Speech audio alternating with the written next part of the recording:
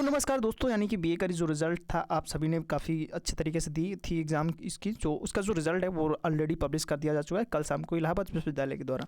तो काफ़ी स्टूडेंट्स ने यहाँ पे अपना रिज़ल्ट चेक करा होगा और काफ़ी जिन लोगों का अच्छा हुआ है उन सभी को मेरी तरफ से बधाइयाँ और बहुत सारी शुभकामनाएँ।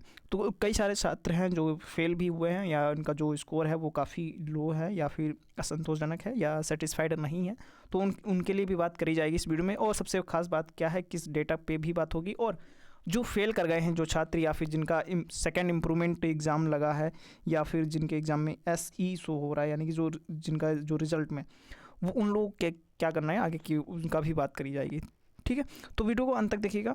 चलिए बात करते हैं। सबसे पहले अब यहाँ पे और एक सबसे इम्पोर्टेंट बात ये भी है कि यहाँ पे अभी जो फ़िलहाल इसके पहले जो BCom का जो रिज़ल्ट था वो भी रिलीज़ किया गया था।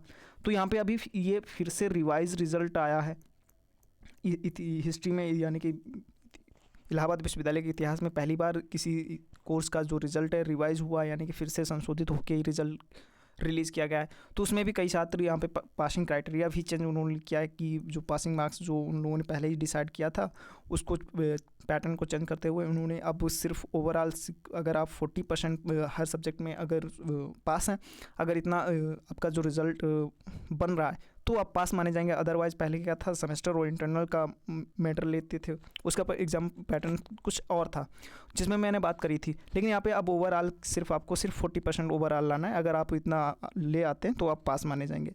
तो ये था कुछ इस तरीके से पैटर्न, एग्ज़ाम पैटर्न जो उन लोगों ने अभी फ़िलहाल में चेंज किया। लेकिन यहाँ पे ये बात ना करते हुए हम बात करेंगे अपनी जो VA का जो रिज़ल्ट था। सबसे इम्पोर्टेंट बात वो है।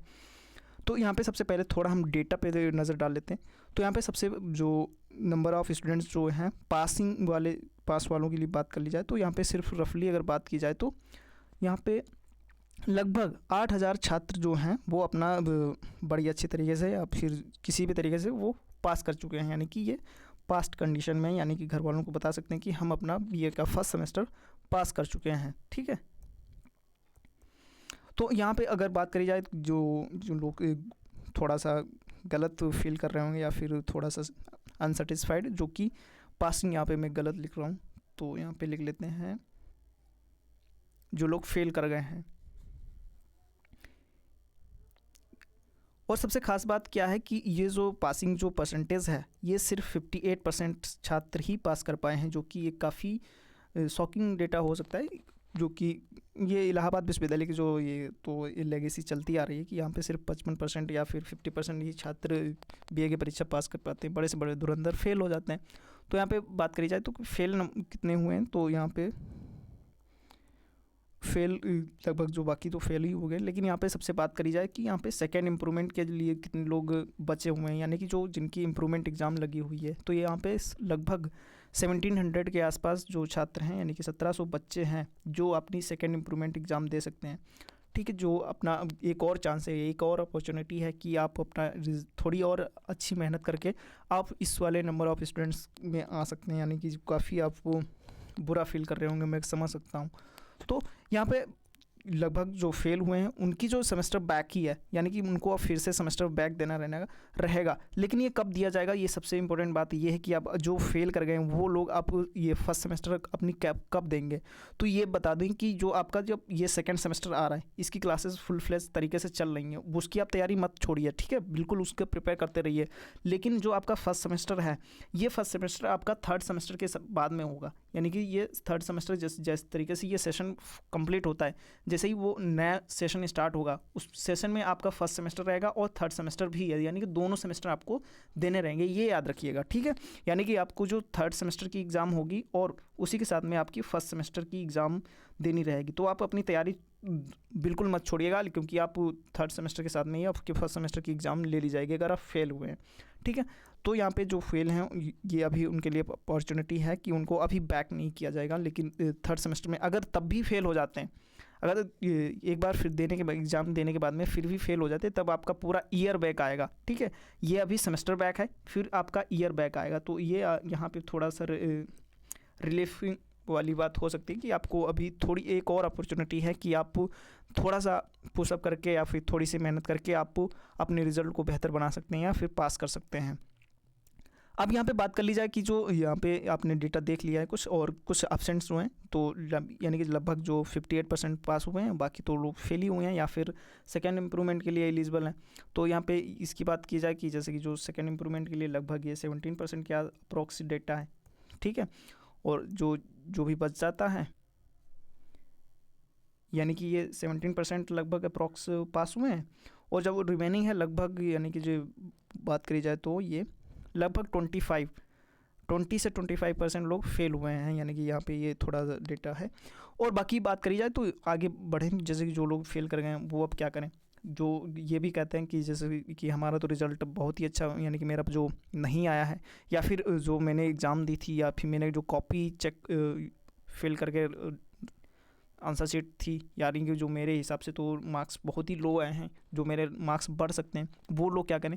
तो उनके लिए एक बेस्ट ऑप्शन ये रहेगा कि दो ऑप्शंस रहते हैं कि एक आप स्क्रूटनी डाल सकते हैं, ये इसका मतलब होता है कि आपकी कॉपी आपके सामने चेक होगी। एक ITI होती है, ITI फाइल कर सकते हैं, ठीक है।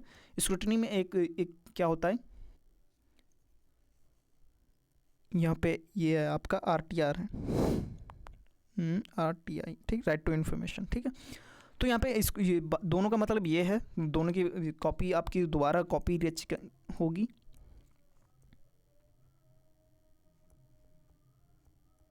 आपका लगता है कि आपका स्कोर बढ़ सकता है, या फिर आप पास वाले नंबर ऑफ स्टूडेंट्स में आ सकते हैं, या फिर आपका जो रिज़ल्ट है वो काफ़ी अच्छा नहीं आया है आपके हिसाब से, तो यहाँ पे आप स्क्रूटनी डाल सकते हैं या फिर RTI भर सकते हैं। तो यहाँ पे RTI में क्या होता है, आपको कॉपी आपके सामने दिखाई जाएगी, फेस टू फेस आपको बुलाया जाएगी, और आपको दिखाएंगे कि ये आपकी कॉपी है और कहाँ पे आपके मार्क्स बढ़ सकते हैं या फिर घट भी सकते हैं, ऐसा भी होता है, ठीक है। फेस टू फेस आपको बुलाया जाएगा। लेकिन यहाँ पे स्क्रूटनी में ऐसा नहीं होगा, वो कॉपी इंटरनली चेक की जाएगी, और अगर आपका बढ़ता है तभी आपके मार्क्स बढ़ेंगे, अदरवाइज़ यहाँ पे घटने के चांसेस भी होते हैं। ये ध्यान रखिएगा कि अगर आपका, कई बार क्या होता है, लोग के पास वाले भी अपनी स्क्रूटनी डालते हैं, किसी का लो स्कोर है और वो अपना मैक्सिमम स्कोर कराना चाहता है, तो वहाँ पे तो भी ये स्क्रूटनी या फिर ITR डालते हैं। तो उस केस में भी मैं बता दूं कि यहाँ पे लो स्कोर भी आ सकता है, क्योंकि अगर आपके सपोज दैट कि आपके 15 मार्क्स बन रहे हैं किसी भी सब्जेक्ट में, तो फिर से कॉपी चेकिंग हुई, अगर आपका 48 वहाँ पे फिर से कॉपी चेकिंग में आ रहा है, तो सिर्फ आपका जो फाइनल स्कोर हो जाएगा वो फाइनल 48 ही माना जाएगा। देन आफ्टर 50 जो है वो नहीं माना जाएगा, यही फाइनल स्कोर हो जाएगा। इन केस अगर आपका बढ़ जाता है, तो जैसे कि 55 हो गया, तो फाइनल स्कोर ये हो जाएगा, ये है, ठीक है। इसी तरीके से ये, और ITI में जो है वो आपको फेस टू फेस बुलाया जाएगा, आपको कॉपी दिखाई जाएगी और कब चेक होगी। इन सभी की फ़ीस होती है, इनके डेट आएंगी, वो क्या भी जो डेट होगी वो ऑफिशियली यूनिवर्सिटी की वेबसाइट पे आपको मिलेगी, या फिर जैसे भी कोई अभी अपडेट आता है तो मैं वीडियो के माध्यम से आपको बताऊंगा। तो यहाँ पे जो लोग फेल हो गए हैं वो आप खुद को डिसअपॉइंट ना करें, ये कहाँ पे आपकी कमी रह गई, आपने क्या नहीं किया, आप पढ़ाई नहीं की होगी, वही तो सिंपल सी बात है। और लेकिन यहाँ पे आप एक पास और अपॉर्चुनिटी है कि आप सेकंड इम्प्रूवमेंट देख के अपना जो रिज़ल्ट वगैरह है वो अच्छा कर सकते हैं। बाकी पेशेंस बनाते रखिए और मोटिवेट नहीं हो, यहाँ पे आपको थोड़ा सा सुधार करने की ज़रूरत ज़रूर है। और